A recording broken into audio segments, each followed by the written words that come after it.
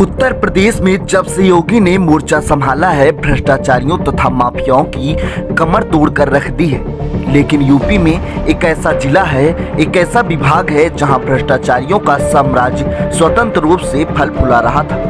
वहीं इनके साम्राज्य का विध्वंस करने के लिए न्यूज 11 ने मुहिम छेड़ दी है और वह दिन अब दूर नहीं जब ये शिक्षा माफिया सलाखों के पीछे होंगे। गोंडा में बेसिक शिक्षा विभाग के अंतर्गत सहायता प्राप्त लघु माध्यमिक विद्यालयों में व्याप्त भ्रष्टाचार एवं वित्तीय अनियमितता के उपलब्ध साक्ष्य के आधार पर न्यूज 11 ने विगत 4 एपिसोड के माध्यम से सरकारी धन की लूट का पर्दाफाश किया था, जिसमें विभागीय अधिकारी, कर्मचारी, पटल सहायक तथा शिक्षा माफियाओं की महत्वपूर्ण भूमिका प्रकाश में आई थी। इसी क्रम में न्यूज 11 अपने 5वें एपिसोड में आपको दिखाएगा कि वित्तीय कार्यालय द्वारा बेसिक नियमावली के लक्ष्मण रेखा को पार कर किस प्रकार सहायता प्राप्त 28 लघु माध्यमिक विद्यालयों की 28 उच्चीकृत एवं अपग्रेड वित्त विहीन माध्यमिक शिक्षण संस्थाओं में करोड़ों रुपए का फर्जी भुगतान अनवरत 5 वर्षों से किया जा रहा है। गौरतलब है कि गोंडा में बेसिक शिक्षा कार्यालय द्वारा निम्न 28 सहायता प्राप्त विद्यालयों की सूची निर्गत की गई है, जिनमें लगभग 18 विद्यालय माध्यमिक शिक्षा परिषद उत्तर प्रदेश द्वारा मान्यता प्रदान किए जाने के बाद माध्यमिक शिक्षण संस्थाओं के रूप में उच्चीकृत अपग्रेड श्रेणी में संचालित है, जो उच्चीकृत अपडेट कक्षाएं सहायता प्राप्त लघु माध्यमिक विद्यालय के साथ एक ही परिसर में एक ही प्रबंध समिति के अधीनस्थ संचालित है, जिनमें कई प्रबंध समितियों द्वारा मान्यता शर्तों के विपरीत वित्त विहीन मान्यता प्राप्त माध्यमिक विद्यालयों को भी इन्हीं संस्थाओं के साथ संचालित किया जा रहा है, जो अधिनियम सहित शासनादेश का पूरी तरह उल्लंघन एवं अवहेलना है, जिसके विषय में विभागीय अधिकारी गांधी जी के 3 बंदरों की तरह आँख कान मुंह सभी को बंद कर रखा है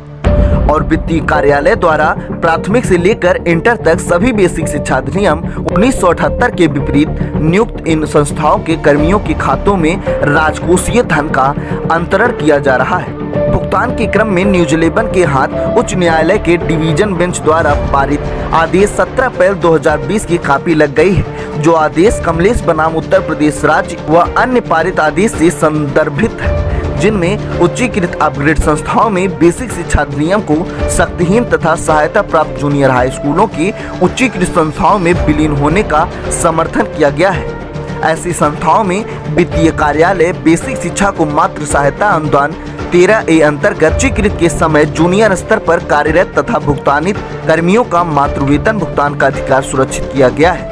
जिन संस्थाओं में उच्चीकृत होने के पश्चात सहायता प्राप्त जूनियर हाई स्कूलों में प्रधानाध्यापक का पद भी अकार्यशील होने के शासनादेश भी निर्गत किए जा चुके हैं, संबंधित याचिका में वित्त विहीन उच्चीकृत विद्यालय में पारदर्शी नियुक्ति तथा भुगतान के संबंध में किए गए खुलासे के आधार पर विधिक व्यवस्था अनुसार सहायता अनुदान 13A के अंतर्गत विद्यालय वार वर्तमान समय शिक्षक शिक्षणेतर कर्मचारियों की संख्या या 0 हो गई है या फिर उसमें कार्यरत शिक्षक व कर्मचारियों की संख्या 2 से 1 तक ही सीमित है।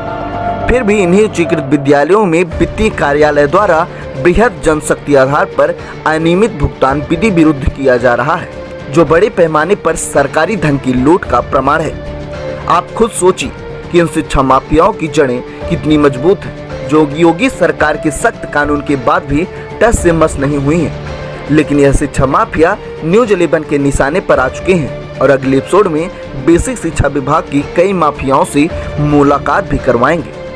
Bureau report news 11 Uttar Pradesh.